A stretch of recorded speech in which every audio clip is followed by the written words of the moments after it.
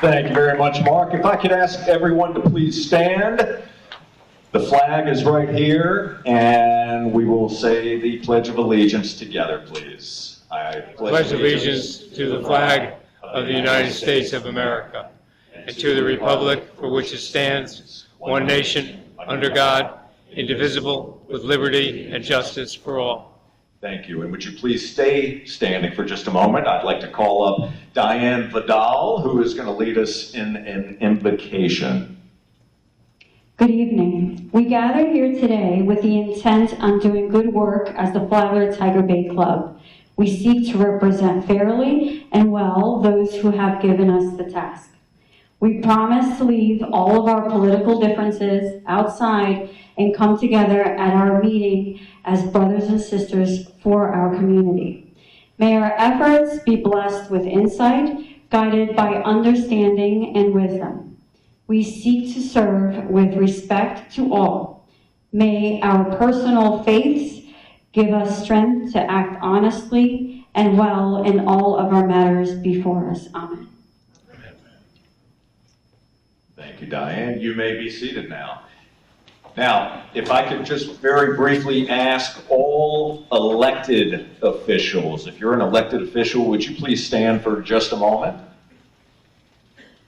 So I'm not going to hand the mic to each of you, but if we could all give a round of applause of appreciation to all of our elected officials. Thank you very much for that. We appreciate you being here tonight. And at this point, I would like to introduce our moderator for the evening, and it is Bree Cuniff. Bree serves, absolutely, yes. Bree serves as the chair of our candidate forum committee. She is also a member of the board of directors of the Flagler Tiger Bay Club. So please welcome and give it up again for Bree Cuniff.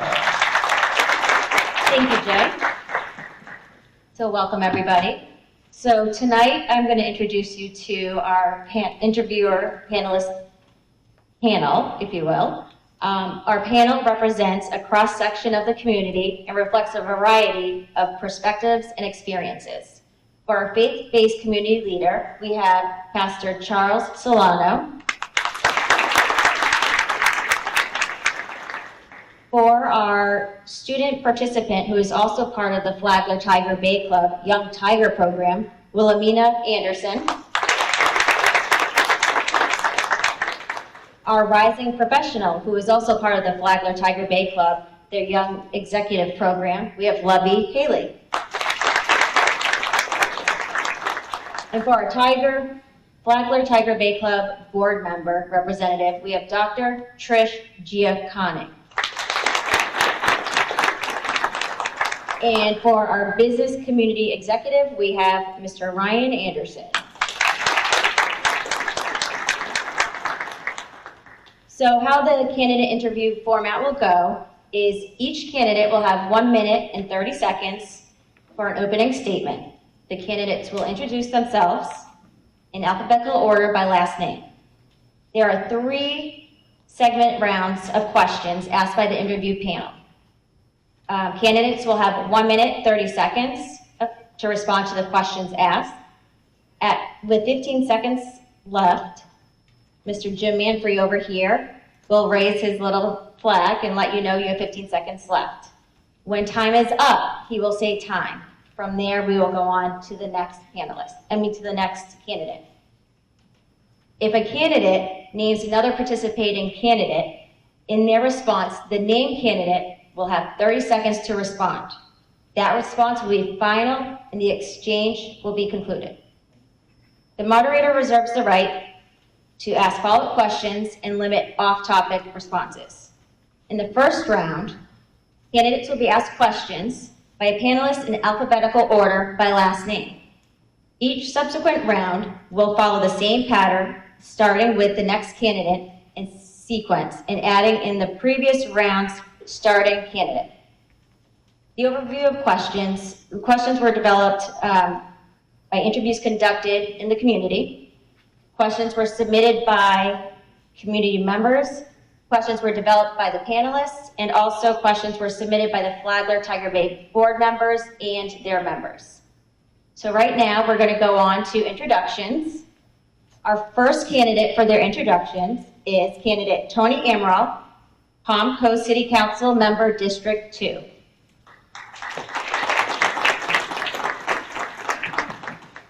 Good evening. First, I want to thank the Flagler Tiger Bay Club for hosting this main event, and actually thank all of you for being here. You care about the community's doing, and I want to applaud you all for doing it, and everyone online and listening at home. My name is Tony Amaral. I'm a 43-year candidate, 43-year resident, 1-year candidate. I'm a small business owner who may have built your home or your neighbor's home. And at the end of the day, it comes down to picking someone that you can trust and you can be part of and you can understand. Being a longtime resident, I know the suffering that we've been going through. We did it in 2000, we did it. We're having growth, we're having issues with our transportation, roads, and everything else. But this is where we all come together and find a solution. This is where we pick our candidates, we listen, and then we want to hear it from you. At the end of tonight, you're going to have a large selection, you're going to have a lot to hear, probably go back and listen to it again. But that's what you're supposed to do. You're the residents, just like we are. Pick someone you know you can live with. Pick someone that you know will walk in there confidently, knowing the information, having the data. Thank you. Thank you. Our next candidate is candidate Denise Woody Calderwood, County Commission, District 4. Hi, my name's Denise, and I beat Tony here, but I'm a 50-year resident and 76, and this used to be a YMCA at the time, and our community has completely changed. It's a beautiful community, has the potential to be a beautiful community. However, 67% of us are one paycheck away from not being able to participate and get involved in things and be here. So I decided to enter the race to make sure that their voice was being heard and for accountability and purposes to keep Flagler County beautiful. This is not my first foray into politics. I've been attending county commission meetings, and George Shans was just up here and asked me when the first one was I ever attended. I was 13 when the county commission and got my first grant for the Police Explorer program that has since thrived under the Sheriff's Department. I'm here. Tony was actually one of the soccer kids when we brought Pele here. So Flagler County actually had Pele here for a week. That was a tourist development. And hopefully I can bring Eddie Johnson back. If you're listening, Eddie, out there in the radio community, he was one of our boys, and he was a world FIFA soccer player. So I'm here just to speak my piece and put my foot in the door and do my 3-minute speeches. Thank you very much. I went right in Woody. Thank you. Next is candidate Jeannie Duarte, Palm Coast City Council Member, District 2. Good evening, and thank you so much for hosting this event this evening. I am Jeannie Duarte. I'm running for Palm Coast City Council District 2. I am retired, married. I'm a mother of 6, and I have 6 grandbabies. So I'm a resident, a 10-year resident of Palm Coast, a homeowner. We invested in 4 houses here in Palm Coast. We dabbled in short-term rentals and long-term rentals and sold those, thank God. So we are now just in our one little house, and we love it. And my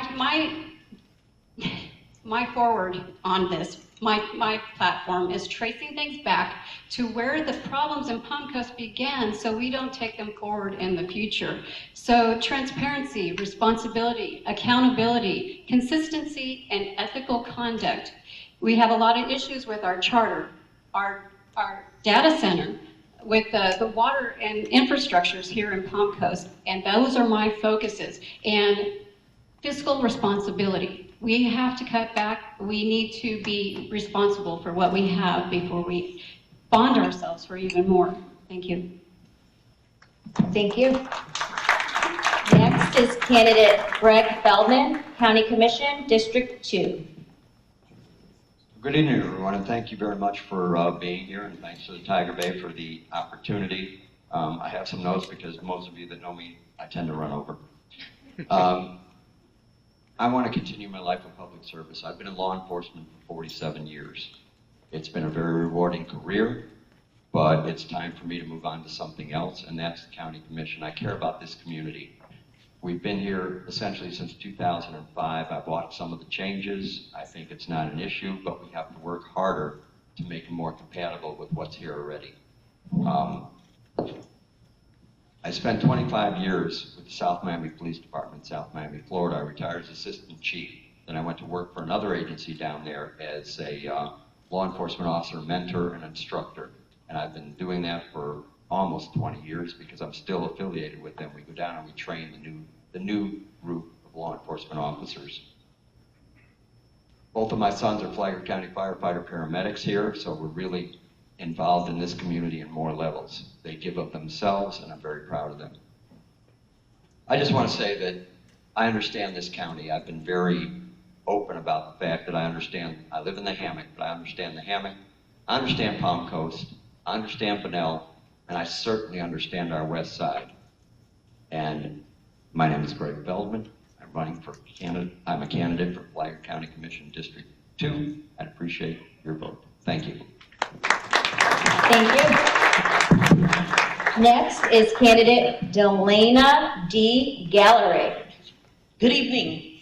Thank you to Flagler Tiger Bay Club for hosting this tonight's forum. I thank you guys all for showing up today. My name is Delana D. Gallery, and I'm running for Palm Coast City Council, District 4. I'm running because I believe Palm Coast deserves leaders who listen, communicate openly, and always put residents first. I'm a proud UCF graduate with a bachelor's degree in political science. I come from a military family that taught me the importance of service, integrity, and accountability. Those values are the foundations of who I am and why I'm running. Palm Coast is at a turning point. We have the opportunity to grow responsibly while protecting our quality of life, investing in infrastructure, supporting public safety, and attracting businesses that can create good paying jobs and strengthen our tax base. My campaign is about bringing people together, listening to every voice, and making decisions that put our community first. I look forward to answering your questions tonight, earning your support, your vote, and working together to build a better Palm Coast. Thank you. Thank you. Next, candidate Jimmy Henge, Palm Coast City Council Member, District 2. Thank you and welcome everyone tonight. Thank you to the Tiger Bay Club for hosting this event. My name is Jimmy Henge, and I'm running for Palm Coast City Council District 2. I am a 60-year resident of Florida. I grew up in South Florida in the Fort Lauderdale area, and I owned and operated numerous businesses there. I retired, moved to Palm Coast. We actually searched Northeast Florida for different places to make our, I kind of call it a final stop. We fell in love with Palm Coast. We looked at Port Orange, we looked at DeLand, we looked at a lot of them. Becoming a resident here and seeing the rampant development that's going on here, and have experienced that before in the past in South Florida. I've seen well thought out planned development, and then I've seen rampant overdevelopment that wasn't so well thought out. Excuse me. Realizing the issues that we face here now, especially our infrastructure, namely water, the issues that we have with our water. I'm a concerned resident. I'm not a politician. I'm not a builder developer. I thank you for this opportunity, and I look forward to your vote. Thank you. Next is candidate Anna Jones, County Commission, District 4. Hi, good evening. I'm Anna Jones. I'm running for Flagler County Commission. I have lived and worked in Summerlin, Nevada, Reston, Virginia, two of America's top master plan communities. I've seen what real success looks like. Strategic planning, roads and parks, built first with a clear vision and strict discipline. We are at a crossroads. We all moved here for the beauty and quality of life that are now at risk of being lost. As your commissioner, I will be a fearless leader who demands fiscal accountability, I will ensure infrastructure keeps pace with growth, and I will fight for excellent schools. When you have strong leadership, smart infrastructure, great schools, your community thrives. We must bring all entities together to protect what makes Flagler special and keep it beautiful for generations to come. Thank you. Thank you. Next is candidate John Cavederis, Palm City Council Member, District 4. Good evening, everyone, and thank you to the Tiger Bay Club for having us here tonight. My name is John Cavederis. I'm a true homegrown candidate, and I have been a resident of Palm Coast since 1999. I am a proud Indian Trails FBC graduate. Throughout my 20s, I had the incredible opportunity to explore the country. I traveled across multiple states and worked in multiple casinos. I decided to start my own business in 2015, and it's been growing ever since. I had the opportunity to move back and do that from home, and I've had seen some of the changes that have occurred over the past few years while I was away. My old tree fort's gone, and my mom's house now floods. So I'm a neighbor, and I hope you consider me for the selection. Thank you. Next is candidate Ramon Marrero, Palm City Council Member, District 4. Good evening. My name is Ramon Marrero, and I am running for City Council District 4. I thank Tiger Bay for this opportunity and all of you for being here. I've lived here for 18 years. I'm embedded in this community. I've worked hard after my retirement with all types of nonprofit, religious organizations, created my own 501c3 nonprofit. I know what hard work, integrity has to be in order to take our city with all this glamour to the next level. I thank you, and I hope I get your support. Thank you. Thank you. Next is candidate Leanne Pennington, County Commission, District 4. Okay. My name's Leanne Pennington. Most of you know me in this room. I represent District 4, which is the western part of Flagler County, as their commissioner currently. Some quick facts about me if you don't know. I'm a lifelong Republican, a native Floridian, native to this area actually, with the others down there. I am a mom, and last time I was in this room, I was happily married for 20 years. I'm now a widow, so some things have changed. I've spent nearly 30 years in banking. I worked for, did due diligence for Goldman Sachs. I was an internal investigator for many years for JP Morgan Chase, and I'm currently with a large Canadian firm as a chief strategist. I learned two things, mainly working in corporate life. One is you need to master accountability, and two, you make decisions on facts and not on politics, which has helped serve me well in this position. If you follow me along, you'll know that public safety is my #1 passion on our board. Safe communities don't just develop out of pure luck. They take strategy, they take investment and commitment to the men and women who serve us. So I make that a chief priority. Finally, conservation is the other priority. If my fellow commissioners are here tonight, we advocated very hard, brought back $13 million from the state of from Tallahassee, and we were able to make record number of conservation purchases this year. So I'm very proud of that. I hope that you will continue to allow me to serve you. We continue to drop tax rates, raise our reserves, and pay off debt. We appreciate it. Thank you. All right, next is candidate Teresa Pondieri, County Commission, District 2. Good evening. Thank you, everybody, for being here, and to Tiger Bay and the panel for serving and for doing this for the community. And thank you for the engagement from our community, those watching and listening and here tonight to be present for this. I am running for Flagler County Commission, District 2. I've been on the City of Palm Coast as City Council member for the last 4 years. I've served as the Vice Mayor for the last 2 years. I'm an attorney by trade. I practice family law and business litigation and contract litigation, but most importantly, I'm a 24-hour mom to a 26-month-old. He's in the back of the room, and so if you hear him shout out tonight, he's just cheering everybody on up here. I've really been proud of a lot of the things that we've been able to do on the city council the last 4 years. We've really prioritized public safety, we've prioritized infrastructure, and we've done a lot of really good things that, in the economic development area, which we desperately need in the city and county. I think it's the most important thing that we need to focus on is economic development. More importantly, though, than the things that I feel we've been able to accomplish, I'm really proud of what I've been able to protect our residents from. There's some really terrible things that have come down the pipeline, and my due diligence, my attention to detail, and my bold leadership has really protected the city from a lot of really terrible things. And I want to continue to do that at the county level. I also am a lifelong Republican. I believe in putting Americans first, and on a local level, I believe in putting our residents first. I will continue to fight for our residents, not special interests, and I look forward to getting your support in August. Thank you. Thank you. Next is candidate Raymond Royer, County Commission, District 2. Hello, everybody. I want to thank Flagler Tiger Bay Club for bringing me in here. I'm an independent.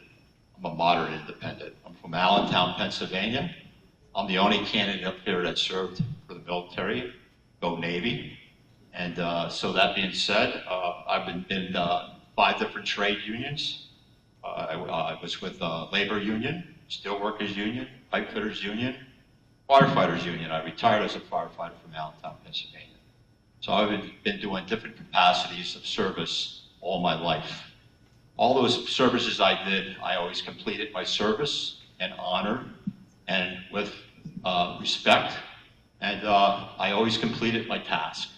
So give me the opportunity to become an independent player here in the field, on the board, for the commissioners, and I will carry this with honor for the citizens of this community as Flagler County and bring affordability back to this county. Thank you. Thank you. Last is candidate Darlene Shelley, Palm Coast City Council Member, District 4. Good evening. Thank you all for being here. Thanks to Tiger Bay Club for having us. My name is Darlene Shelley, and I'm running for Palm Coast City Council, District 4. My family and I chose Palm Coast because of its natural beauty, the beaches, the ocean, and the promise of a wonderful place to enjoy our later years. In the 14 years since we've moved here, I've watched explosive growth create serious challenges, flooding and traffic problems that have outpaced our infrastructure, strained our water and utility capacity, and made daily life more difficult and more expensive for the people that live here. I'm not a politician. I'm a problem solver. For 35 years, I've held leadership and operations role with Home Depot and managed our family's garden center. My career has been built on customer service, on fiscal responsibility, preventing loss, and delivering real results by working with diverse teams to solve complex issues. I'm a proud patriot, a conservative, and a common sense business leader who believes Palm Coast should remain a healthy, beautiful, and affordable place for us to live. I will fight for smart, compatible growth that enhances our communities, cut wasteful spending, demand real transparency, and defend a healthy environment and protect public safety. Thank you. Thank you. Okay, that completes the introductions. Next, we're going to begin round 1 questions. We are going to begin with candidate Tony Amaral. Candidate Amaral, beyond expanding residential housing, what is your precise plan to diversify the county's tax base and attract higher paying non-retail businesses to Flagler County? Thank you for that question. So I've been working on that since 7-8 months ago. I was already meeting with the county appraiser, trying to find land. Our biggest issue is land. Palm Coast doesn't have industrial land. We got 1 site, I believe, left. I met with the county appraiser, hey, where can we do this? I've looked it up, Florida statutes, we get 3 municipalities together, we get grants from the state that will pay for infrastructure. April 22nd, I was in Charlotte, North Carolina, to the Medical Device and Manufacturing trade show. I don't do medical devices or manufacturing. I needed to hear what they're looking for when they're relocating or expanding. I did that on my wife and our 20th anniversary, and then we went and had a nice little couple days off. So my goal is to get the land that we need first so that we can drive the people here, show them we're ready for them, have those companies that will come in, give us good jobs, and then it gives my son, a 17-year-old who's going to UCF just this year, 4 years from now, to come back home, have a good living, make a life, and stay here. We keep shipping off all our students. It's time to keep them here, and that is my goal. And I've been working on it now for probably 8 or 9 months. Thank you. Thank you. Candidate Denise Woody Calderwood, how will you ensure that proposed developments comply with Flagler County Comprehensive Plan Land Development Code and Scenic A1A Corridor Overlay requirements? And what actions will you take when development proposals conflict with those adopted standards? I'm sorry, I have to laugh. I apologize. And it's not laughing at anybody. I was smiling at Danielle. I think I was at the first Scenic A1A committee meeting, and I've been at, I'm not sure if I renewed my membership to the Hammock Community Association and the Friends and all the different organizations I helped participate and grow. I did the Bing's Landing project a long time ago with Al Hadid. It's funny that you mentioned the medical device company because I'm getting old in my life and I tried to remember, but we did have a business here for 8 years and it was a high-paying job. We had a medical device that did pacemakers in Flagler, Palm Coast at the end of St. Joe grade. And I think people have forgotten about that. So that's pretty funny.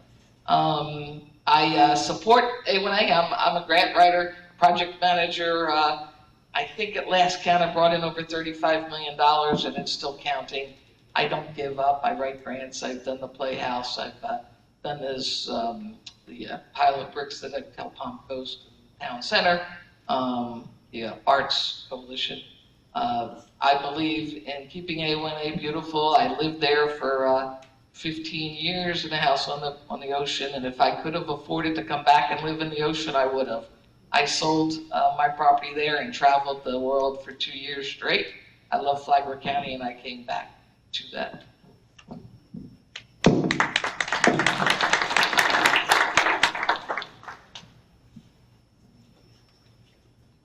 Candidate Jeannie Duarte, growth continues to be a major topic of discussion in our community. How would you balance new development with infrastructure capacity, environmental protection, and quality of life for existing residents? Thank you. Thank you for that question. It's a really good question. I think we have a lot of resources that we're not tapping into. There's not a lot of cities that can say that they are right on the interstate, near the ocean, right on the intercoastal, and have a rail line that runs right in the middle of their city. So we need to protect. I know we have a loop road that they approved. I am totally against that loop road. I think that's needs to go back to the drawing board for sure. And those wetlands, we need to protect those wetlands. My vision for that area is maybe a luxury rail line, one that's attached to a huge, nice historic museum that our historical society can engage in. Maybe do some camping sites, some horseback riding back in there, but we need to protect that. That loop road is actually going right through the wetlands, and there's a big controversy of who is responsible for that road, and we lobbied for $126 million for that loop road, and it really needs to be renegotiated, redone, go back to the drawing board and start all over. We need access to the beach. We need to utilize. We have zero. We have zero revenue, stop and go revenue on this freeway. Thank you so much.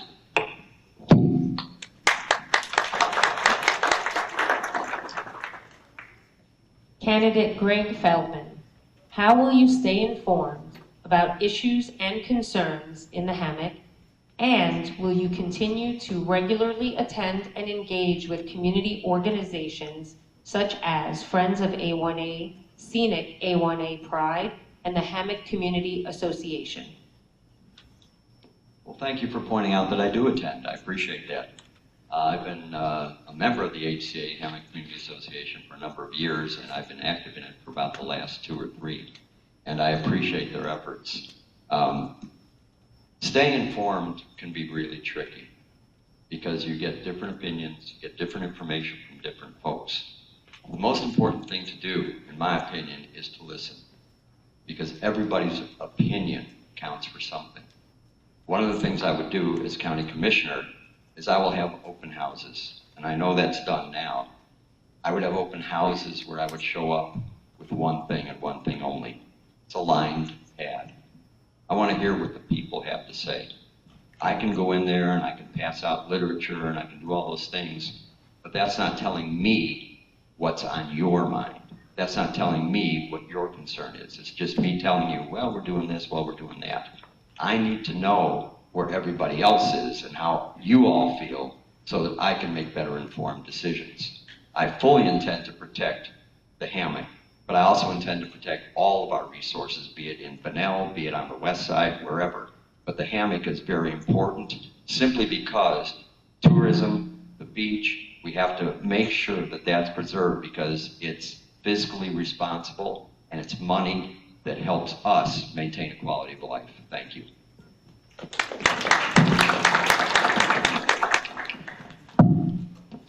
Candidate Dilana D. Gallery, describe your specific experience in developing or providing oversight of budgets of similar size and complexity as the city of Palm Coast. Thank you for that question. A little bit about me.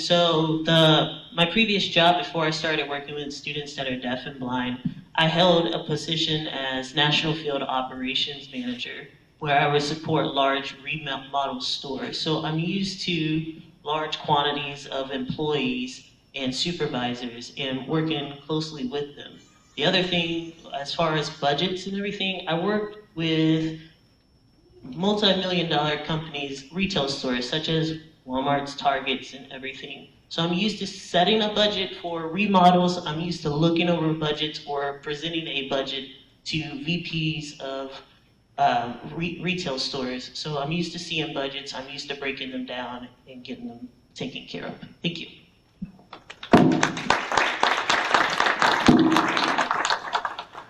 Candidate Jimmy Henge, given the special session, if the Florida legislature reduces or eliminates certain local property taxes, what specific services or programs would you prioritize protecting, and how would you make up any lost revenue? Well, thank you for the question. That is something that, potentially we're going to have to face, as residents and as a city. I look at it as almost like a double-edged sword. All of us would look forward to having a tax break, well-deserved tax break. The main aspect that I like about the proposal is that our homes would no longer be attached, to any type of liens or basically liens against them. Probably would need another source of revenue to offset what we may face.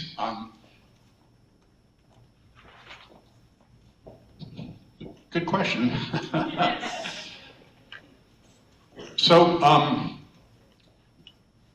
of course, the most important aspects of city operations would be, fire, police, and utilities. So those are a must. We'd have to first look at possibly parks and recreation. We'd have to look at workforce, see if we have any redundant jobs. This will take time to go over and identify areas that would need to be addressed. And it's going to be a daunting task, so something we're all going to have to band together and take a look at.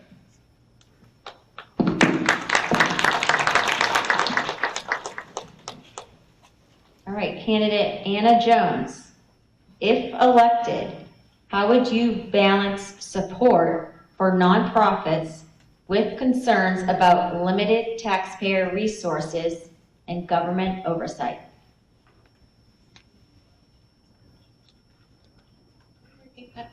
Yep. If elected, how would you balance support for nonprofits with concerns about limited taxpayer resources and government oversight? Nonprofits are already, you'd have to get more grants. They're already stressed. They don't get enough support already. So unfortunately, we're in the tight budget where the normal budget's going to have to get cut.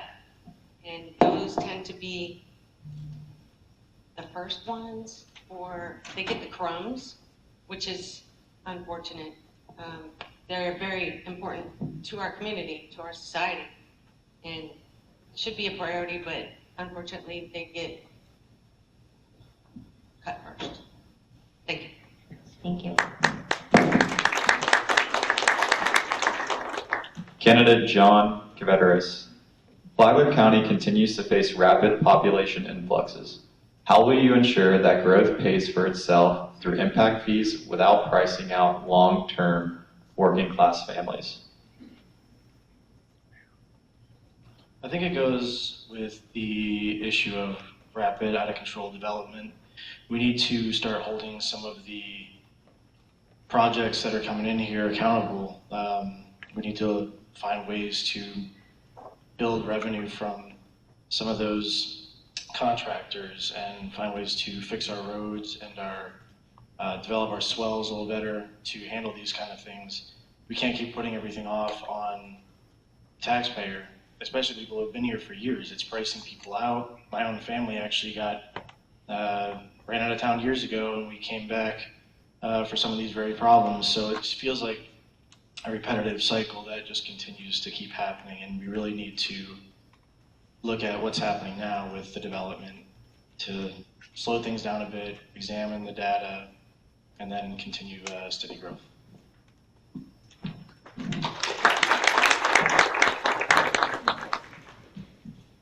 For candidate Ramon Marrero, flooding and drainage remain major concerns for many residents.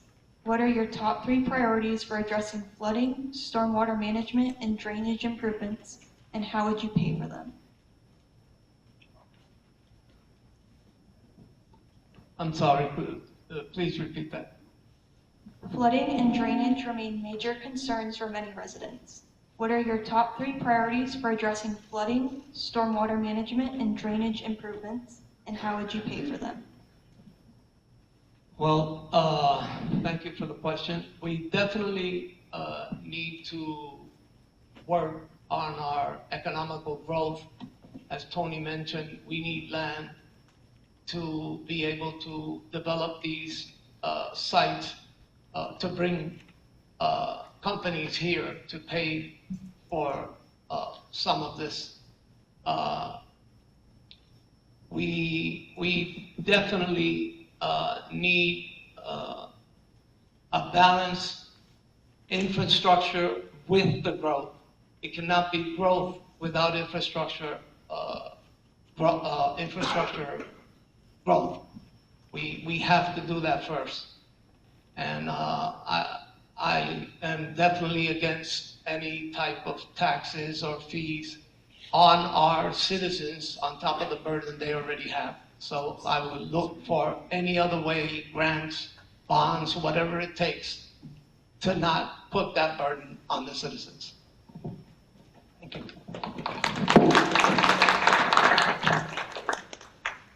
Candidate Leanne Pennington. One concern is loss of farmland to developers. Are you familiar with the Rural and Family Lands Protection Program? And how will you handle urban sprawl? Yes, so yeah, I'm glad you asked that question because obviously my district is all ag. It actually continues to grow more ag. We have oranges, potatoes coming out to the district, so we're very happy to be continuing to attract agriculture in our community. My main concern is the erosion of home rule around what we can do to protect agriculture. There is a new law out called 686. I highly recommend everybody reads it. It will allow agricultural enclaves to turn into residential without even coming in front of boards. So that is a big concern out west, obviously, and our hope is that municipalities such as Palm Coast and Bunnell respect our farmers and keep the sprawl off of our farming. As long as we keep sprawl away from them, they're happy to continue to farm, obviously. Not everybody has signed up for urban life, and we need to continue to respect the folks out west that do the farming. I think Tallahassee, to be honest, hasn't done enough to protect the farmers. In 686, I'm disappointed that was recently passed by our legislation up there because I believe it will further erode ag, and so I'm curious to see the outcome of that. So, but we'll do everything that we can to protect them, and I think we do a good job at it at our levels. Appreciate it.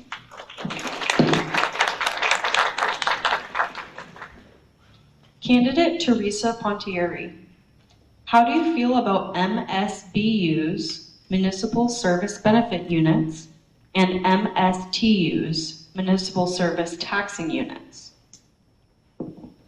Generally speaking, I'm a fiscal conservative, so anytime that I can avoid new taxes and fees resting on the shoulders of our residents, I want to avoid it. I think anytime we consider an MSBU or an MSTU, we need to make sure that's the last choice, it's not the first. So in other words, we're looking for cost savings, efficiencies, we're looking at grants, we're looking at other sources of funding such as federal monies and state monies before we look for local tax dollars. That being said, if an MSBU or an MSTU does have to be considered, it should be based on data. It needs to be data-driven. I'm a data-driven decision maker. I look at facts, and you really have to figure out if you've got the data to support the amount that you're charging and who it's going to serve, whatever it is that you're looking to provide an MSBU or an MSTU for. I know that there's been discussion about an MSBU for beach or nourishment. I know there's been discussions about MSBUs for public safety. The positive thing that I have to say about those is that they are dedicated funding sources. One thing that I do advocate for is transparency in how we handle our residents' monies. In other words, when monies come into the general fund, they're very fungible. They can go out for various things. But when you have a pipeline of monies coming in and going out, that provides for transparency. Our enterprise funds are like that. So for water, sewer, stormwater, those monies come into those funds and they go right back out for that service. So that's the positive thing about them because it does provide for transparency. But again, I would try to avoid taking that step. Thank you.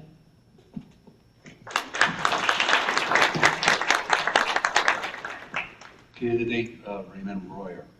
The Hammock's character depends on consistent application of adopted land use policies. How will you evaluate requests for exceptions to development standards, and where do you draw the line between flexibility and preserving the community's vision? Yes, that's a good question. I've been attending county meetings since the beginning of last year, and I also attend a lot of the 80% of the zoning and planning hearings that they have monthly here in the Flagler County. I think we have to start with planning and zoning.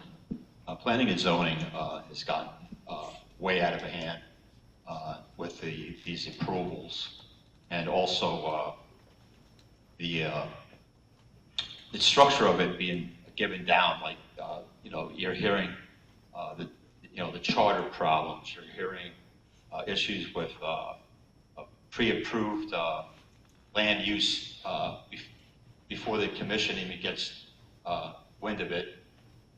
And it really has to be revamped. I mean, I think that the due process we have here in the county is not a fair due process, not even for the Hammocks, but for the county as a whole. We have to go back to the drawing board and bring the organic of what Palm Coast, Flagler County was supposed to be from the original. We're starting to develop with these developers coming up with these mixed use issues, and it's not fitting in the organic, and like the hammocks got their organic platform, and then there's outside things happening outside the perimeter that they didn't expect to happen. Thank you. Thank you. Okay, this question is for candidate Darlene Shelley. Do you think it is appropriate for church leaders to comment publicly on current and/or public policy decisions? I'm sorry, one more time. To comment on what decisions? On current and/or pending public policy decisions. Of course. Thank you for the question. Not much to it, but everybody should have the right to comment on decisions. In fact, that's why I stand before you here today.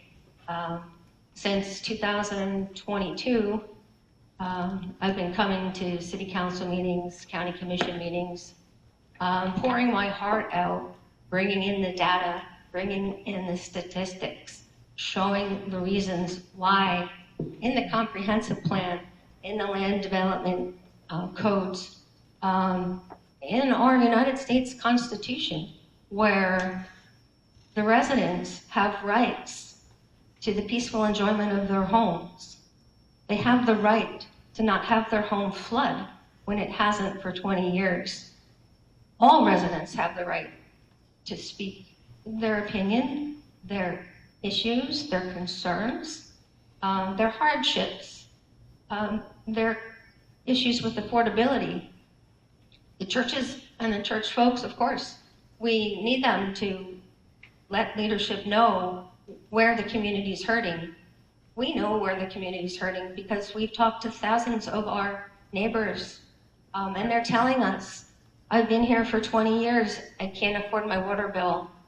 I've been here for 30 years and I can't afford my electricity.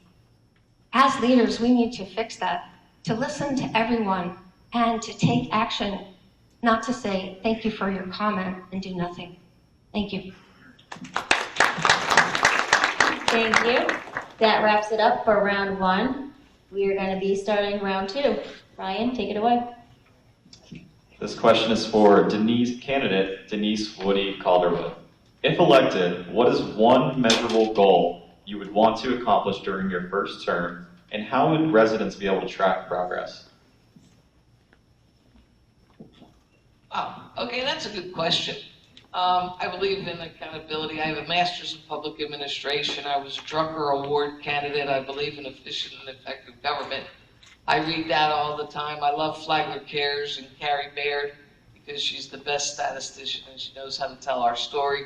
United Way and the Alice Report, again, verifies 67% of our people in need.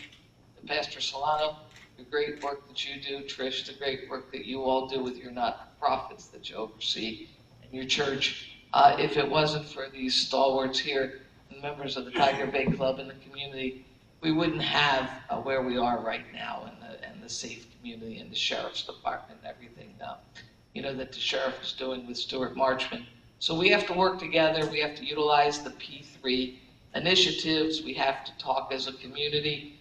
I was a community organizer for 6 years in Flagler County with the Flagler County Health Department. In that time, we did the Flagler Youth Center. There was a collaborative effort of 6 of us. I started a not-for-profit called Family Matters of Flagler because we're all a family and we got to remember we have to put our community first. And forget about the national politics, even though we're 250 years, just believe in voting and coming out. And I would love to see the voters come out for the primary or an early voting and vote for these people up here who have taken the time and the effort to actually stand up and speak and try to answer these questions and be participation. I'm waiting for the 15 seconds. Boy, we did. Thank you. Time.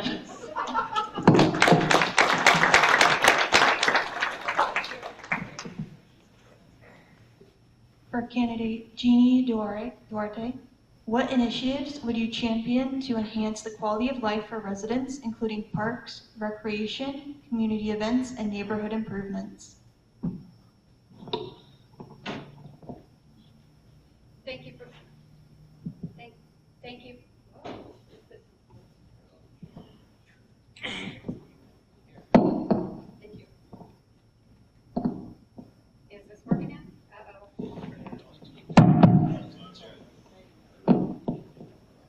Does it work now? I see the light. I don't have my glasses on, sorry. Could you please repeat that? What initiatives would you champion to enhance the quality of life for residents, including parks, recreation, community events, and neighborhood improvements? Thank you for the question. First off, if we get our charter corrected and be following our charter, for one, we can do things that are beyond what they're trying to propose now. All the overdevelopment doesn't help our parks and recs. We need to utilize what we have for land. Like I was saying earlier, our railroads, we can do so much over there with horseback riding, camping, different things over there in the westward expansion that will still protect our wetlands. We need swimming. We are right by the ocean. If we have a hurricane, we're in a lot of trouble. So we need to be able to implement programs to get our children learning how to swim.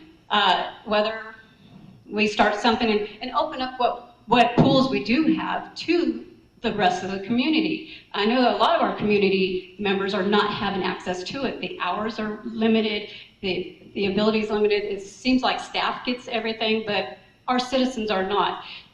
We need to utilize every opportunity we can. And events, we need more events for our community as well to help fundraise for those nonprofits that may be needing help in the future too. Thank you for your question.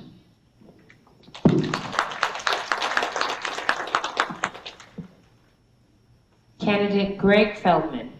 Young professionals and young families are increasingly choosing Flagler County as their home.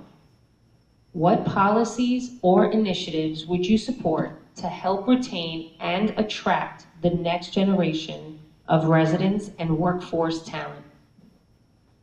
I think that's something a lot of people are thinking about. First and foremost, to echo what one of the other candidates said, we need to develop a more diverse tax base.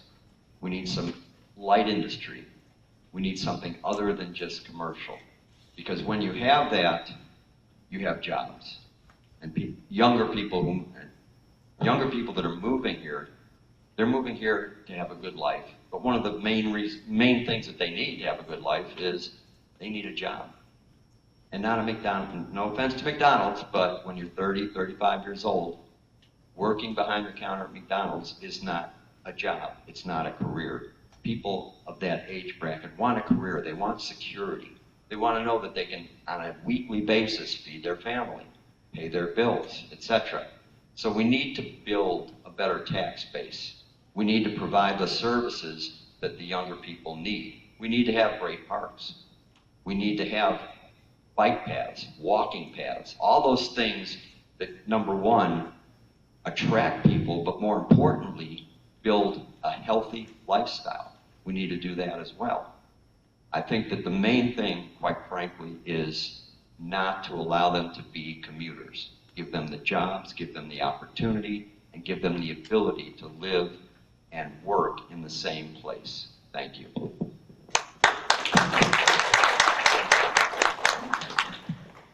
Candidate Dilana D. Gallery. How will you help protect and support the local small businesses that helped build Palm Coast and Flagler County as larger corporations continue moving into the area? Thank you for the question. So, as we all know, we're all candidates up here. We're not going to have all answers on day one.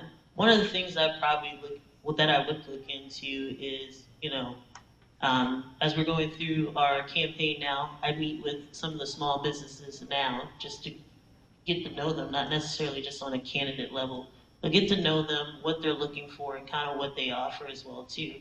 One of the things that I've also been working with to try to help our youth and just every resident that we can is, what are we missing? And a lot of the things that we have around here are, small businesses and they're trades, right?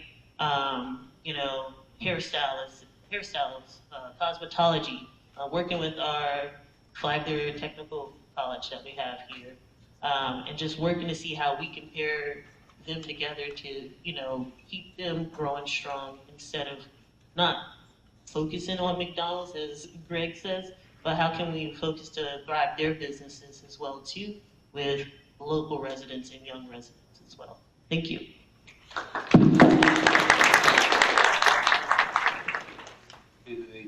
Jimmy Hangy, how will you help protect and support the local small businesses that help build Palm Coast and Flagler County as larger corporations continue into moving in the area? Oh, thank you for the question. We could form a business-to-business type platform where the local small businesses work together to generate customers for each other, like type industries type businesses. I believe that we could develop an incubator program to help not just small businesses, but people that may be interested in starting a business. We've got a lot of potential mentors, retired business people, including myself, that could be mentors to help develop new businesses from within. It's kind of hard to attract major corporations from the outside. Like Mr. Emerald said, land is a key issue. I think we only have 3% right now that's zoned as commercial type property. So incubator program, I think the low-hanging fruit would be service industry type businesses, your HVAC people, plumbers, electricians, even lawn service. I mean, there are some friends of mine down south that have very thriving lawn service businesses. A couple of crews pull in $500,000 a year.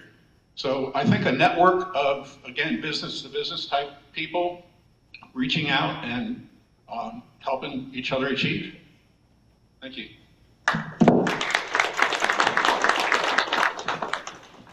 All right, candidate Anna Jones. If the budget suddenly dropped by 10%, what would you cut first?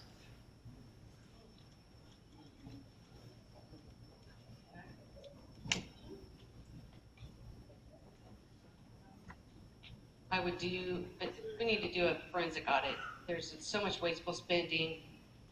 That'll eliminate more than 10% right there. But correct that, and then you add another 10%. You'd have to split it. Split it with everyone. You can't just cut one. Everybody needs their funding, and you have to just spread it across. And I'd like to add that there's a caveat to the infrastructure, the growth. It's called the Growth Management Act, that infrastructure must be concurrent with development. I don't understand, and there's a new bill, but Flagler County already has this in place, and I don't understand why they haven't implemented that yet. The schools, traffic, have to be caught up, and you can deny or delay a development due to that caveat, the Growth Management Act. Thank you. Quick comment to all the candidates. When you're answering a question, please make sure that you are holding the mic as close to your mouth as possible so everyone throughout the room, as well as everyone online, can hear your responses. Thank you. This question is for candidate John Caveteris. If the proposed property tax amendment passes and property tax revenue declines, which current or planned Flagler County and Palm Coast projects would be most at risk of delay, reduction, or cancellation? Well, I think we have to look over the data. I'll be honest, that's something I don't have in front of me. But I think we need to look at where the money's being spent, where the most logical cuts would make sense. We need to evaluate everything that's going on in the city itself. So that'd be starting from top to bottom, even the things that make the most sense to keep. We would just run an analysis of everything. It's the same as running a business or anything else, even in the financial world. You go through, see what's making sense, what do we keep, where do we reallocate the funds, how do we save certain things in the city, and what's going to benefit the people the most. It's really about what is going to help everybody in the town, and we got to find a way to prepare for that and look over the data.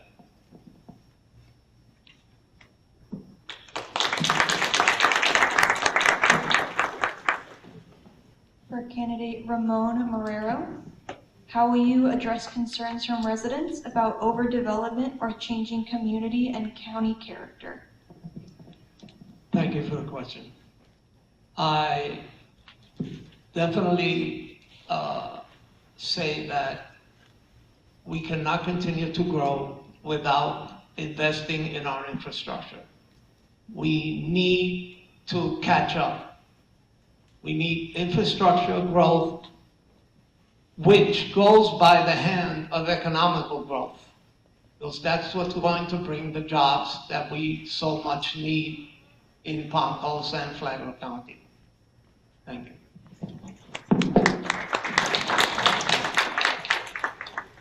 Candidate Leanne Pennington. Many of our community's challenges require cooperation among cities, the county, schools, and community organizations. Can you provide an example of how you would work collaboratively to solve complex issues and achieve results? That's mine. No, thank you. No, that's a great question. There's a lot of elected officials in this room, and we talk to each other just about every day on incredible issues. Not to out any school board member, I recently talked about the need for advancement in the technical schools and doing some sort of appropriations to expand our technical school. We work every day together on issues that you couldn't even imagine. And there's not one person serving currently on an elected board that has not been approachable, helpful, and works very diligently and take calls at 10 o'clock at night about these issues. She's laughing because it's true. We work all the time together, and I believe if you see tax reform, you're going to see that even more, because we're going to have to get smart. We're going to have to do some consolidation of roles. We are going to have to look at some collapsing. You brought that up earlier, so I'm bringing that up. So I'm very proud with who we work with now. We work every day on small issues, big issues. We have joint planning meetings. And everything's been very, very collaborative. So it's an everyday thing, and it's an every issue thing. We've done it with the mural. We've done it with the courthouse. We do it with a lot of things. So very happy with how we work now, and I appreciate everyone in this community that serves in some capacity.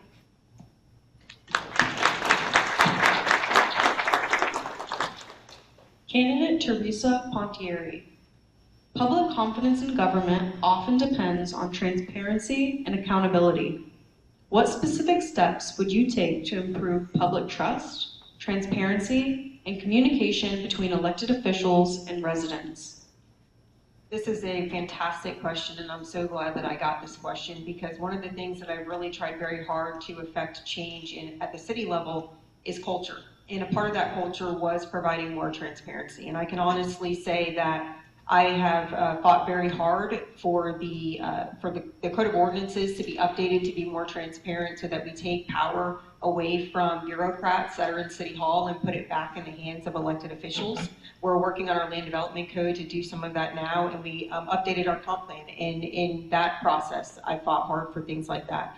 Anybody following the westward expansion has seen me literally pound my fist from the dais, because there were some things that were tried to be snuck in right under our noses for the westward expansion, and I said, not on my watch. And it takes a lot of guts to do stuff like that, and I commend a lot of my council members who've stood by me through that, because there are millions of dollars on the other side of that table, and it can be very threatening. But it takes bold leadership to say, this is not right, we need to fix it, and to follow up on that and be accountable. 2 years ago, I rose a red flag and said, this is not right, what's going on with the westward expansion. And I followed up on that just a few months ago to say, this still isn't right, and we need to make it right, because this is the future of our city and our county. So I'm going to continue to do that. I think the number one thing that we need to do as government officials is be bold and step out and do what you're supposed to do. The diligence, do the research, and make sure you're speaking up when you see that something's not right.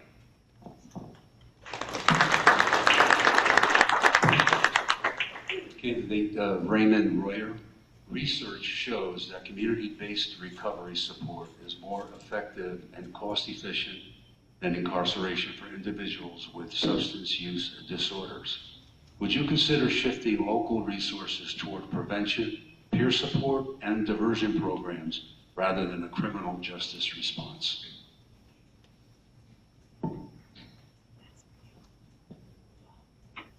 I'm going to answer the question with, you'd have to look at the statistics and see how it's working in other areas. Flagler Beach in Flagler County is different than Daytona. It's different than St. Augustine, with the drugs and alcohol. The state itself would probably be different than Kentucky having a whiskey problem. So you'd have to look at the statistics and see how these programs are working. The problem we're having is we keep changing programs to fulfill somebody else that comes in here and says he can do it better. 2 years, 3 years from now, we find out, no, it's worse than what we originally had. So I would say maintain what we have, I believe, with the sheriff program. I think the sheriff program does a good program with his program to try to rehab the defenders that get themselves in trouble with addiction, and continue that program and make it grow. Thank you.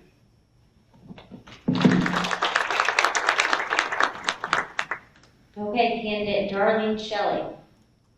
What is your vision for attracting new businesses and jobs while supporting the local businesses that already serve our community? Thank you for the question. Supporting business, I believe, is very important, and coming from 35 years in business as a business leader, I recognize the importance, the quality of life for folks to have good quality businesses that enhance our life on a daily basis. Since 2022, I have been a proponent against growth at any cost, development for the sake of profit. Development should work hand in hand with local businesses and local residents to provide the basic needs and services that we need as a community. We would love to have healthy, quality retail shops to go to. I've written and sent countless emails to the stores that we love to shop at, the Whole Foods, the Trader Joe's. We should be soliciting them to come to Palm Coast. And the small business owners don't stand a chance in Palm Coast because government is incentivizing what I call is industry, where it's the steady revenue stream of rent. You can't buy a piece of property and open your own restaurant. So I would address those issues. Thank you. Thank you. This question is for candidate Tony Emerald Jr. How should the city, county handle traffic congestion tied to growth? Thank you. The city and county should work together. As a Palm Coast resident, I pay Palm Coast taxes and I pay my Flagler County taxes also on my bill. It is spread out, obviously, because you can't just focus on one thing. But the city and the county worked together before Palm Coast became a city. Belterre was widened. Palm Coast Parkway was widened. I mean, I was here when it was a 4-way stop sign at Palm Coast Parkway and Old Kings Road. 1 lane each direction. It's been done in the past. We have city roads, we have state roads, we have some county roads. At the end of the day, if the city and the county can work together, it's just better for everyone. Everyone pays the proportionate fair share. The new growth will be paying through impact fees, will be paying through the added ad valorem taxes that come from a home versus a land. All of that adds up. but we have to be on the same page. We have to be moving forward together. We have to be looking at the future that says, it's not a I want, it's a what should we put together so everyone wins. And we do, unfortunately, through the years, have that discrepancy of county versus city. And we just need to say it's county with city and with the cities, Bunnell and Flagler Beach and everyone else included. Thank you. Thank you. That ends round 2. We are ready to begin round 3 questions. Wilhelmina? For candidate Jeannie Duarte, what infrastructure changes would you permit to reduce flooding issues during storms and hurricanes in the city and county? Thank you. There we go again. Thank you. First off, our infrastructure is not compatible with our homes. We have homes that are actually flooding that never used to flood. So we need to really focus on going to the residents that are complaining and look at those areas. I'm in the C section, I'm on the water, so I don't have those issues. But as far as flooding goes, hurricanes coming up, we need to go with the major areas that are flooding first and take care of those units. We need to dredge those areas and widen and deepen those areas. So when we do have a hurricane, it can sustain the incoming water that may come in. And Lord forbid we ever have a tsunami. There's a lot of earthquakes going on. I don't know if you're keeping track of those earthquakes. And Lord forbid we ever have a tsunami. And those areas are going to be in big trouble. So we really need quickly to support our swell water units, maybe even hire more in our swell water to dredge and get those areas ready for these major storms. I know people that we just have a pretty good downpour and they are flooding. Thank you so much.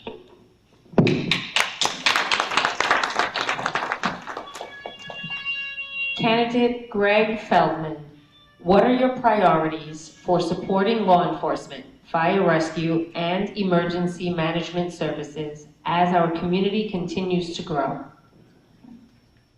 This is a good one for me, obviously, having come from the law enforcement area, but this county is in the top 1% of safe communities in the entire country, and that's because of the sheriff's office. We also need to look at fire rescue. We have Flagler County Fire Rescue, who last year, Flagler County, not Palm Coast, last year, Flagler County Fire Rescue had over 20,000 calls for service. Of those 20,000, more than 15,000 were medical, handled by 9 rescue units for the entire county. Now this is where I always give a disclaimer. Both my sons are firefighter paramedics here, but this is not about them, it's about us. It's about our needs and our growing population, and the fact that if somebody is there, they're sick, they're doing CPR, etc., you don't want to hear that the unit is coming from far away. You want somebody there, and you want somebody there now, because it's the most important thing to you at that moment. Chief Tucker from the fire department has a plan where he's going to add a rescue every 3 years. That should keep us going. That should be enough. However, if there's a sudden population explosion, we need to work with Chief Tucker to make sure that we keep ahead and not be behind. Emergency services and disaster preparedness are also huge topics, and unfortunately I'm out of time. Thank you.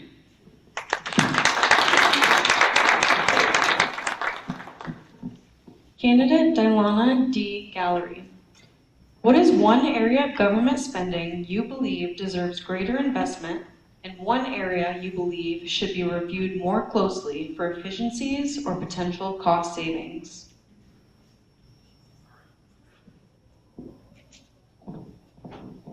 Can you do me a favor? Can you repeat it one more time? What is one area of government spending you believe deserves greater investment and one area you believe should be reviewed more closely for efficiencies or potential cost savings.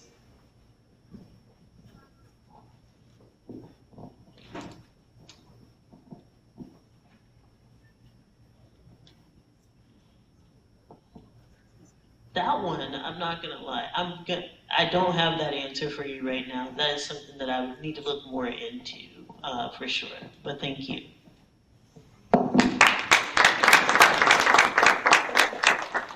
Candidate Jimmy Henge.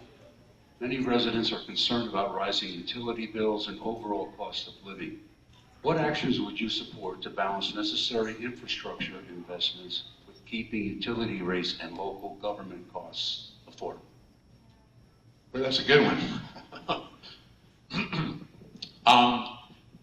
I don't think that we have too much control over our electric utility rates. That's not something that's governed by local governments or municipalities. That's something that is regulated somewhat by the state. And so as far as electricity goes, that would be out of our control. Unfortunately, we're in a quagmire with our water utilities. I mean, we have the $248 million bond that was taken out to upgrade our water facility systems that unfortunately are not going to handle the 6,000 lots, infill lots that were approved for development, or an additional 13,000 lots that are already approved for development. That $248 million bond is not going to address that. So we're already faced with that bond, a 4% increase every October. So there's no reducing that.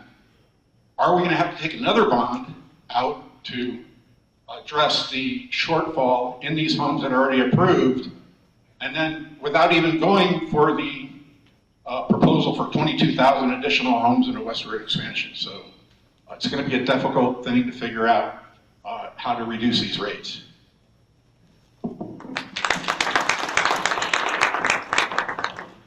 Candidate Anna Jones, what is your stance on impact fees for new construction to help pay for roads, schools, and services? Impact fees are not enough.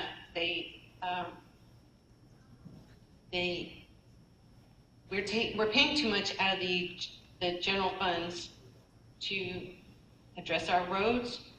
I only saw one impact fee this year, $2 million. It's not enough. The impact fees do not cover the infrastructure that needs to be done in the city or county. It's not enough. You can raise it.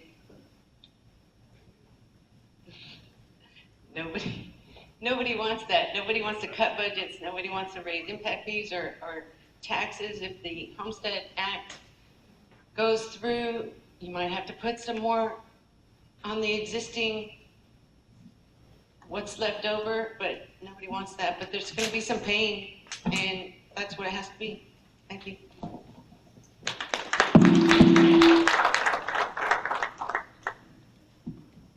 This question is for candidate John Caveteris.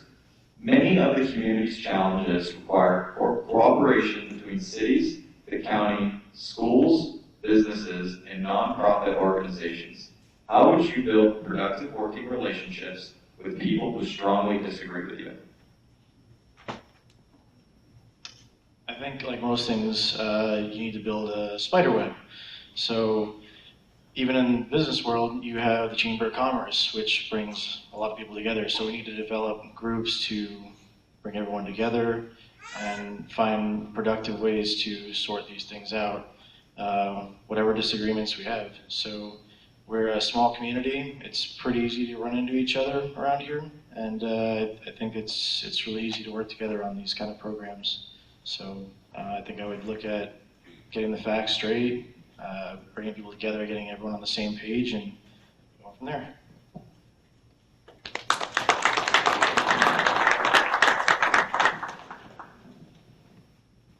For candidate Ramon Romero, Residents often express concerns about transparency in local government. What steps would you take to improve communication and public engagement? Honesty and integrity, transparency. We must have this. This is not negotiable. We need to find ways to bring people together. I say that every day in my nonprofit. Be the voice of consensus. Listen and reach out so that you can come to a common good.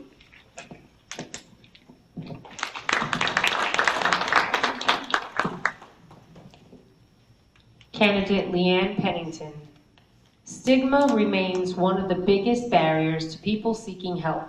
What concrete policies or initiatives will you champion to reduce stigma around substance use disorder in our community?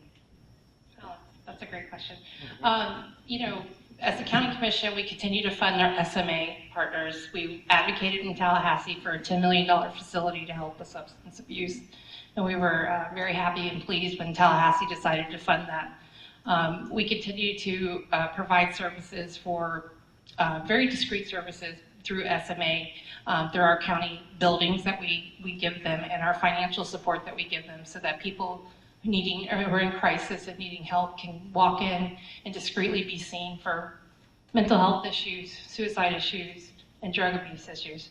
So I think the county does a significant amount already in this area. I'm very proud that we're building that facility out there. We advocated for that. And very proud that for the first time in Flagler County history, when you are having a crisis or an issue, you can walk into a building here in Flagler County. You do not have to go to a neighboring county. And that was not a thing just 2 or 3 short years ago. So we are doing our best to continue to help that and facilitate those people in need. And that's one of the key areas we actually fund in nonprofits is our SMA and partners for those issues. I don't have the 15 seconds yet. I did want to address the impact fee question because impact fees, unfortunately, are controlled by Tallahassee.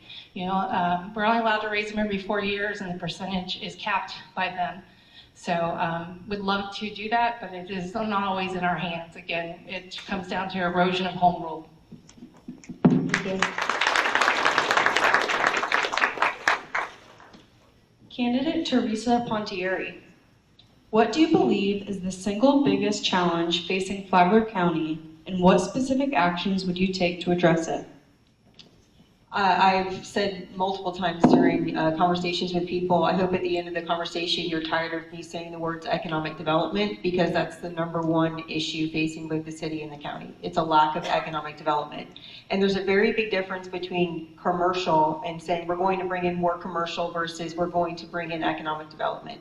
Bringing in more commercial is definitely needed, but that's a short game, that's a short-sighted goal. We can convert certain lands or we can use certain lands for commercial and we can go and advertise as the city and the county to bring Walmart and BJ's. But when I talk about industry, I mean creating a pipeline, an education pipeline, leaning into programs like STEM so that we are teaching our young people careers that can then attract industry. So one of the #1 things that we need to do is have an economic development strategic action plan. We have some feasibility studies out there that tell us what will work in the city and the county, but we haven't taken that next step to say, okay, we know this is going to work. Let's now start to implement that for the next 20 to 30 years. And that takes getting people from the chamber, people from the city, people from the county, people from the school board to the question that we had earlier, how do we get everybody to work together for the benefit of the cities and the counties? That's how. We talk about putting these feasibility studies into action to make a strategic action plan specifically for economic development.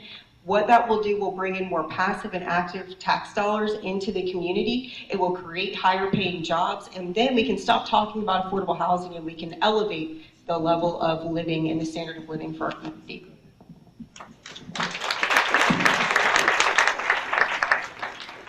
Candidate Raymond Royer, what is one decision made by the current county commission / city council that you would have handled differently and why?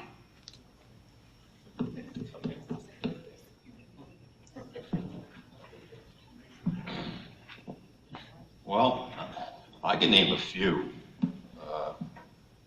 since I attend most of the meetings.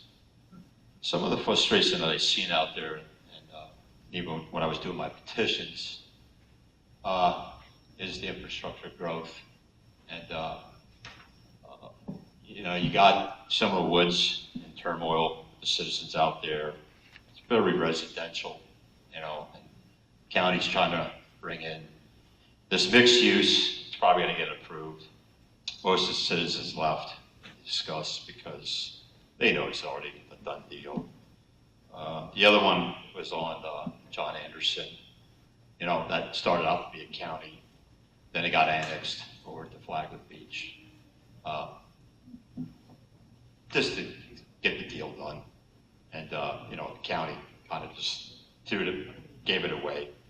And the residents that remain in the county seat were very frustrated. Those neighbors are very frustrated. And I don't know if you've ever traveled down John Anderson, but some of those homes are on 10 acres, 15, 20 acre lots. They're very, kind of like a little rural area, within the city. And they're frustrated because now they have a mixed use down the street, and then you got infrastructure impact. Bringing in infrastructure like that with businesses and traffic, congestion, it's going to be a bottleneck down there by the bridge just to get to Flagler Beach. It's a mess. So I would, again, we got to go back to the master plan. The master plan is a mess. So thank you.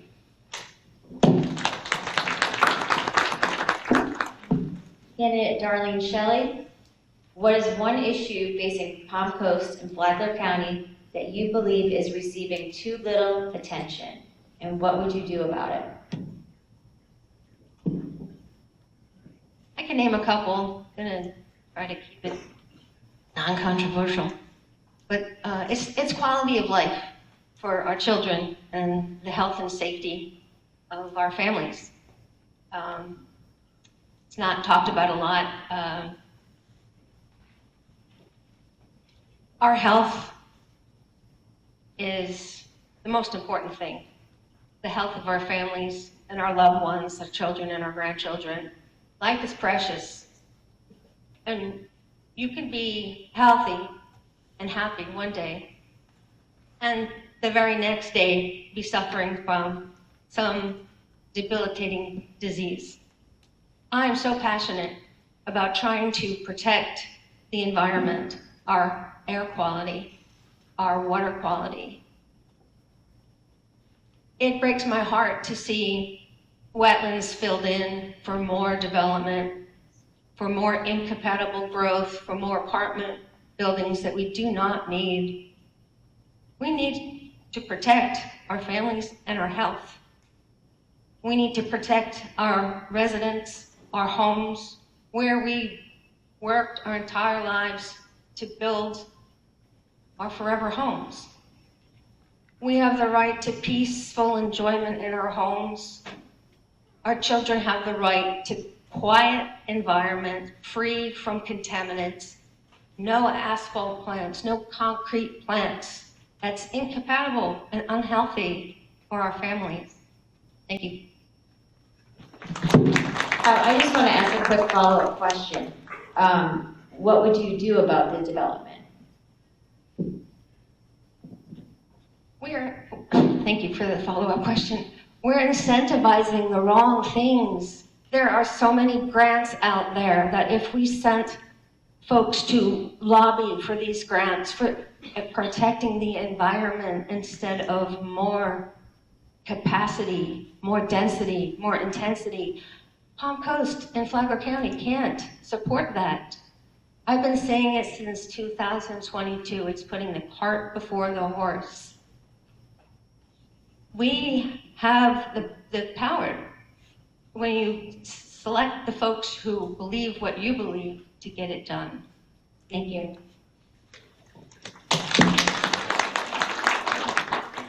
This question is for candidate Tony Amaral Jr. What is one recent city council or county commission decision you disagreed with, and why?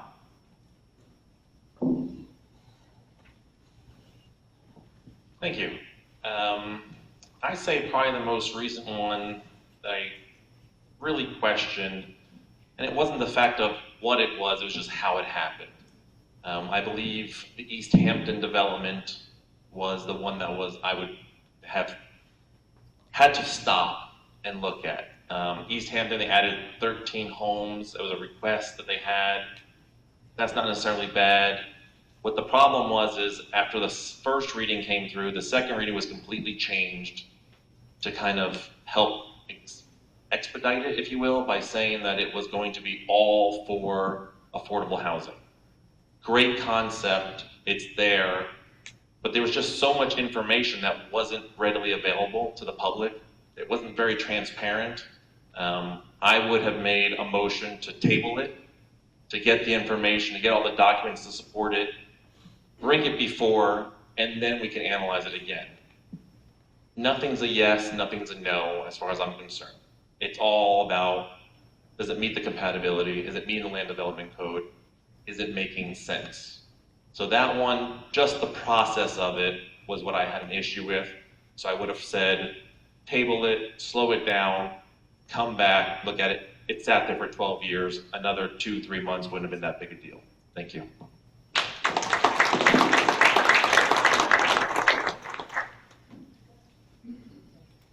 For candidate Denise Woody Calderwood, what should the city or county do about rising housing costs? Boy, okay, I'll let this one out of the park. Affordable housing, attainable housing, workforce housing, what's in a name? That which we call any other thing would smell as sweet, right? Shakespeare, I don't know. I went to Flagler Palm Coast High School and dropped out. Dropped into Daytona State College when it was Daytona Beach Community College. And thanks to them in the city of Flagler Beach, I became a police officer at 18. Was in a police car in Flagler County at 13. Well documented all at the Flagler County Historical Society. Thanks to Theo Hine, who took all the pictures and followed me around. Because at 9 years old, I told people I was going to be sheriff of Flagler County. And the two gentlemen in this room know that story well. And my problem there is I didn't make it measurable because in 2008, a female was finally elected sheriff in the state of Florida that was actually voted in by the people. And my life took a turn at that point. The bottom line is I can't even afford to be back on the beach. I love the beach and I'd be out there in a heartbeat. And a few years ago, I ran for county commission for that district with setting the goal that I was going to move out there. Whether or not I was going to live in Beverly Beach in a tiny home, which I have been advocating for years. And I actually went to Daytona State to become certified to build tiny homes. Now I'm in culinary so that we can train people to do that. The sheriff currently has great programs there, teaching people off the street so that we can have people not living in the woods, our sex offenders and everybody else. Thank you. Mentally ill. All right, thank you, candidates. So we are at the end, and so now you're going to be doing your closing remarks. Each candidate has 1 minute, 30 seconds, and we're going to start with candidate Tony Amaral Jr.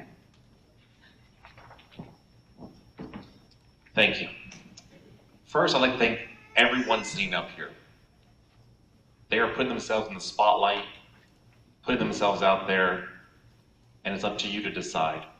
I want to thank everyone here because you being here shows that you care about what this county and this community is going to look like for the next 5, 10, 25 years. I think we're at a crossroads. The decisions we make today will affect us for the next 15, 25 years easy. I think I'm the person for District 2 for the city of Palm Coast because I walk in with the knowledge. I walk in with the information. I know how the stormwater works.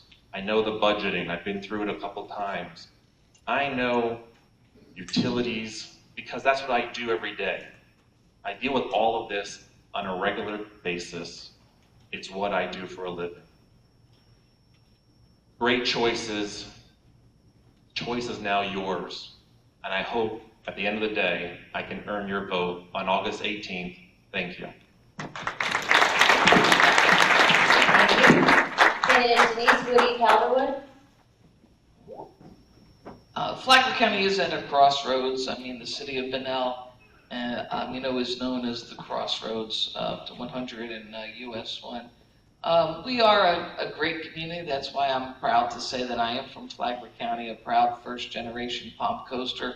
I was the little girl who waved and said, "Come on down, y'all." I wish I could say, "Go back," and give the directions. And for those people from West Palm Beach and the beach side, hey, bring your not-for-profits from down there, bring the money, show us the support that we have, because we have a desperate need to do that and come together as a community.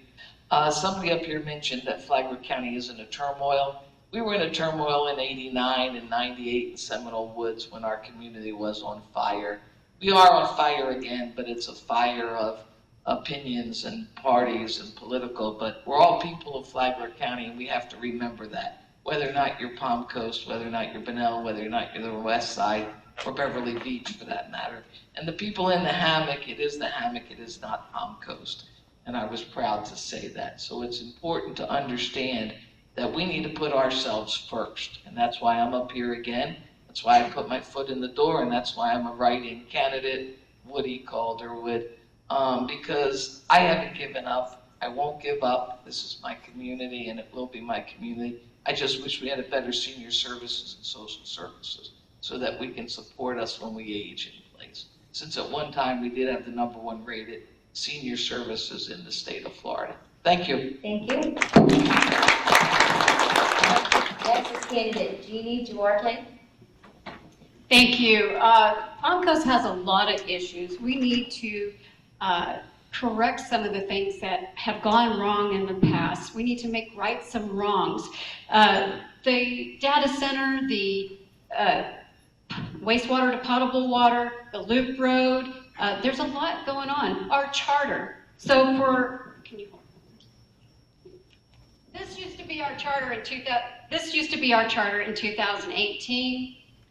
Okay, the front and back are supposed to complement each other. They confirm each other. In the center is land development. You'll see maps, you'll see district boundaries and all the land. Okay, this was 66 pages back in 2018. In 2018, we were offered 3 little amendments. With those little amendments, this is what they did to our charter. I did not color these in. It's only less than 10 pages, okay? These are all changes that they made to our charter with 3 little amendments. We did not vote for all those changes. The mayor and council compensation is part of that. 2022, they made more changes that we never had a ballot to go to the referendum for the people to vote on. And it gets worse, it gets worse. And it goes all the way back to 2011 that I have researched. So we need to make rights and wrongs. Thank you. Thank you. Next is candidate Greg Feldman. Thank you. I'm the kid who had a carefree childhood until I found out we were just steps away from being homeless. I worked during college, a steel worker, a security guard, a salesman, a paper pusher, just so I could make sure I finished my degree. I'm someone who spent nearly 50 years protecting and serving people who, in most cases, I will never meet. I've made decisions in split seconds. I've made decisions with plenty of research and months to decide. I've been through lean times and good times, and I will tell you flat out that I never write a check that my checkbook can't cash. I'm just as comfortable in a coat and tie as I am in a pool with my kids and grandkids. And throughout my life, I have strived to leave things a little bit better than when I got there. Be it a beach, be it a residential area, and I'll feel the same way when I leave this earth. I really appreciate the fact that everybody's here. I urge you to vote on August 18th. Of course, I want you to vote for me, but the main thing is get out and vote. Tell your friends, tell your neighbors. You heard what our supervisor of elections said. Let's prove everyone wrong and let's have a great turnout. I'm Greg Feldman, running for Flagler County Commission District 2. I appreciate both your time and your vote.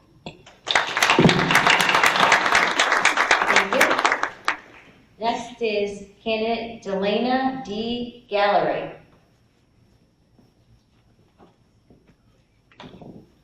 So tonight, you've heard different ideas, different perspectives.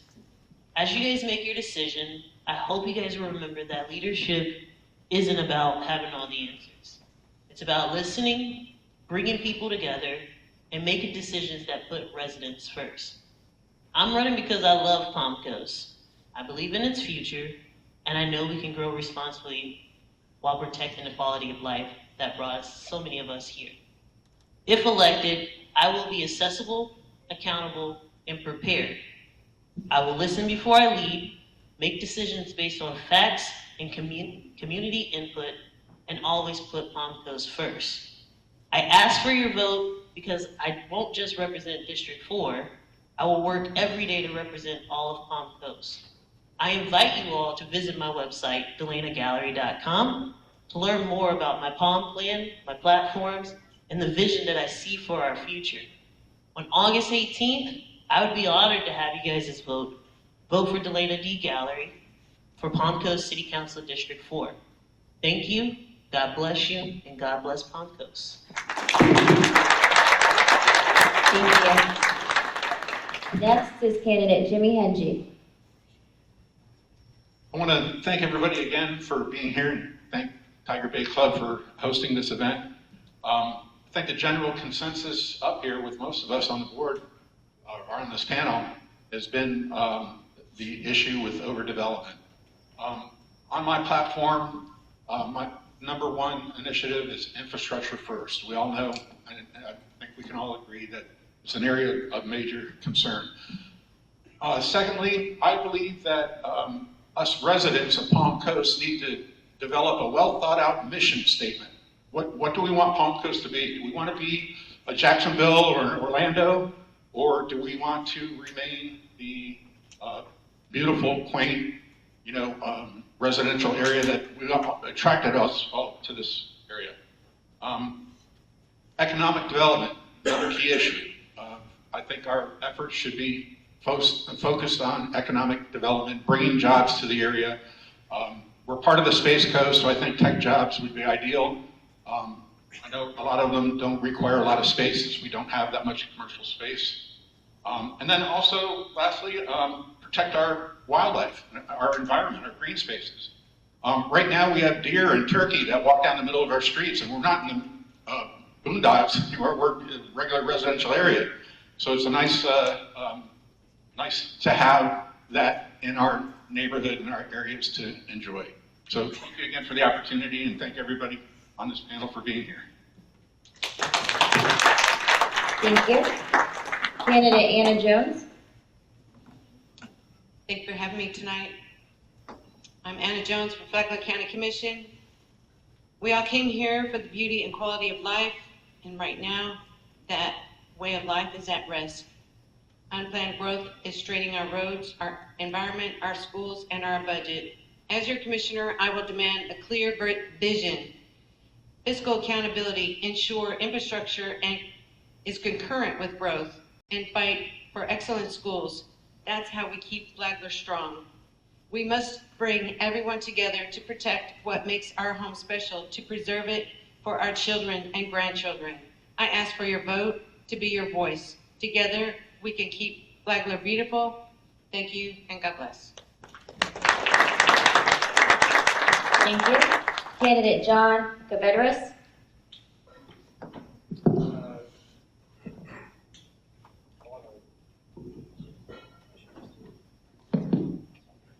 I just want to thank everyone for having us here, and the fellow candidates I got the privilege to stand up here with tonight. I hope you do consider me for August 18th, the primaries, and I feel like I'm the most relatable. I grew up here with many of you. Some of you are my family, my friends, my loved ones. Some of you are not from here, but we welcome you to town, and I hope that you can also call this home with us over the course of the future, and that we get to build this together. Thank you. Candidate Ramon Marrero. Thank you for having us. I'm not a politician. I'm a hardworking community leader who has worked for 18 years in this community with all types of nonprofit religious organizations. I truly believe that it's time for clarity. It's time for transparency. It's time to get the job done. I hope that I can count on your vote to make that happen. Thank you. Thank you. Candidate Leanne Pennington. Thank you. I echo everyone's sentiment of thank you for hosting us tonight. I did want to just mention that, you know, as a lifer of Palm Coast, I think it's still a wonderful community to live in. And I think that's why we're all so passionate about all of the issues that arise. Growth is not a Flagler County unique problem, and it's a state of Florida problem. We've been greatly restricted by home rule. We have multiple legislations passed, 180, 399, 686, Live Local. That has done nothing but ensure that growth continues in the state of Florida. And there is nothing that the county or the cities can really do but mitigate at this point. So I urge you to take all this passion and try to advocate at the state level with our House and Senate members, because they need to hear that we've had enough. We do that on our end, but they could use a few more emails, obviously. We're going to continue to battle through these problems. We're going to do the best we can through them. We, just to speak for our board, we continue to drop the tax millage every year. We have built up healthy reserves. We were almost a fiscally constrained county up until several years ago. We no longer have those issues. We've brought in a record amount of money from the state for conservation. We've bought 4,000 acres of land to conserve in the last 4 years. We just continue to advocate for you at Tallahassee, and we hope that they continue to help us and help alleviate some of these problems through grants. Thank you. Candidate Teresa Pontieri. I have always felt that it's incumbent upon me to use the gifts and the strengths and the talents that God has given me to do the most good that I can. I've been able to do a lot of good at the city level, and I'm really proud of that. Of course, you always want to do more, and I wish I could do more. It's hard in 4 years, believe it or not, to actually get things done in government. I'm going and running for the county because I want to continue to do good on a larger level. I want to continue to have a positive impact on as many people as I possibly can. At City Council, we've lowered taxes. Again, as Ms. Pennington said, their board has. We've lowered taxes every year that I've been in office as well, and it's hard. It is really hard. It's harder than you may think. This job is hard, and it's a full-time job if you're doing it right. I'm a fighter. I've fought for residents. My husband calls me an Avenger, which is ironic because he's the firefighter in the family. But I fight for people every day as an attorney. I fight for those who can't fight for themselves. I've been doing it on city council, and I want to do it at the county level as well, and I will fight hard for everybody. The things that people say are tough, that can't be done, I will find ways to do that. When people said we can't roll back taxes, we found a way to roll back taxes. And we've continued to reduce the taxes every year. When people said you can't raise impact fees to bigger than the max levels than the statute allows you, I said, no, we're going to raise impact fees to the max level and beyond, because we need it, our residents need it, the cost of growth should not land on their shoulders. And we did it. And we've gotten some blowback from our Home Builders Association for it, but so what? I'm going to continue to fight no matter what for our residents. So I look forward to receiving your vote in August and hopefully November as well. Thank you. Thank you. All right, candidate Raymond Lawyer. Thank you. You heard me in the past, I've been in different trades with those experiences, and I've always dedicated myself into service, from the Navy, being an HVAC mechanic, trying to get your AC up and running, getting a service call at 12 o'clock at night, running back to the warehouse, getting supplies, going back and trying to get this, whatever it is, even hospitals, you get them back online. I also did lobbying in the past. Back in the 80s, I lobbied with the steelworkers, with our inspector and John Hines. And then 2 weeks later, John Hines died in the plane. So we also need to get back to lobbying, as I would be a constituent to go up there to Tallahassee personally, not sending lobbyists up there, going up there and knocking door to door, getting answers, okay? Because right now we send lobbyists up there, and I think it's better to be represented or somebody that's coming from our area and saying that we need funds, we need this, we need that, and not sending lobbyists, because we're spending a lot of money for lobbyists. And I'll tell you what, this whole country's being run by lobbyists. And I think we got to bring it back to home base and bring it home and go from there. Thank you. Thank you. Lastly, candidate Darlene Shelley. Thank you for the opportunity to speak with you tonight. Palm Coast, you've heard it, is at a crossroads. The rapid growth we've experienced has brought real challenges: flooding, traffic, strained utilities, and rising costs that are hurting our families and our seniors. We cannot continue on this path. I'm Darlene Shelley, and I'm running for City Council District 4 because I believe we can do better. With 35 years of proven leadership, I've spent my career solving problems, controlling costs, promoting safety, delivering results, and putting people first. I'm not a politician. I'm a dedicated, hardworking, proven problem solver and fiscal conservative who knows how to get things done. I'll fight for smart growth that protects our natural beauty and our quality of life, not growth at any cost. I will demand real transparency, cut wasteful spending, and ensure our infrastructure keeps pace with development. Most importantly, I will always put the safety, health, and welfare of Palm Coast and Flagler County residents and our environment first. My family chose this community, and I'm committed to keeping that promise for all of us. I respectfully ask for your vote on Election Day. Thank you. God bless Palm Coast, and God bless the United States of America. Thank you. Thank you, everyone. I'm going to bring it back to Jay Shear. Thank you very much. Could all the candidates please stand up? How about a huge round of applause for each and every one of the candidates here tonight?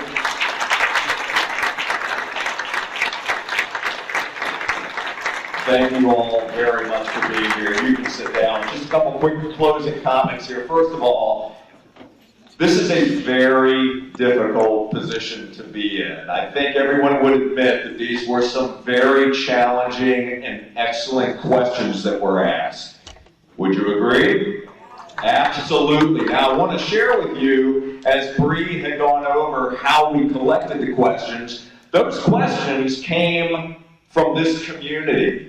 And for that, not only are we grateful and we're thankful for that, but it's also very telling what's on the minds of everyone that's here tonight and the minds of the folks in our community. And it takes a community to come together in a forum like this to be able to educate, to be able to learn, to be able to ask the difficult questions, to engage with one another. So we just want to congratulate each and every one of you for being here, for investing the time to be here at the candidate forum. So thank you for that. And we certainly hope that you're taking home some valuable information with you that's going to help you be a more informed voter.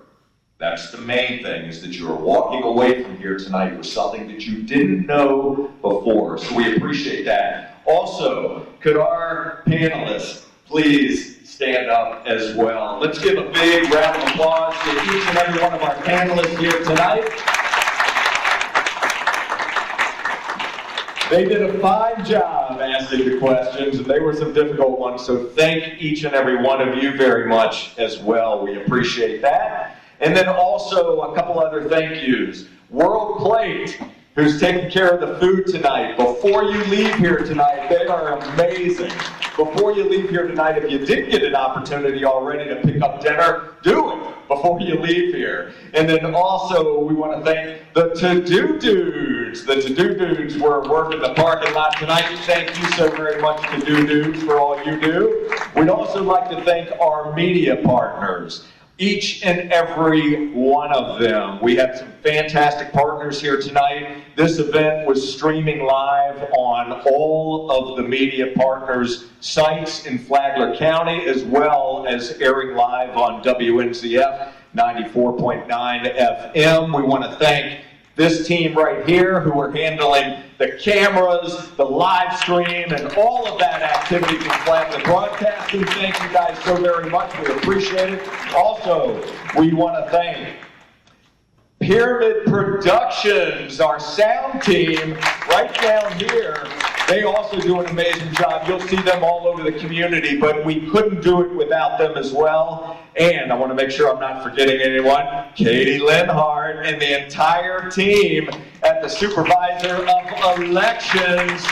Thank you so very much. We hope that you stopped by and got some of the information that they were providing tonight. It's always good to stay on top of the election process. And also the entire team at the Flagler Tiger Bay Club, who worked very hard to make sure that this was a seamless production for you tonight. And I cannot forget our timekeeper right here as well, Mr. Jim Manfrey.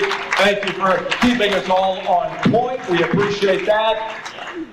And that's it for tonight. Thank you. Please make sure you get out and vote. If you are interested in some information about Flagler Tiger Bay, we do have it at the desk in the back. Have a wonderful night, and we will see you soon. Thank you, everybody.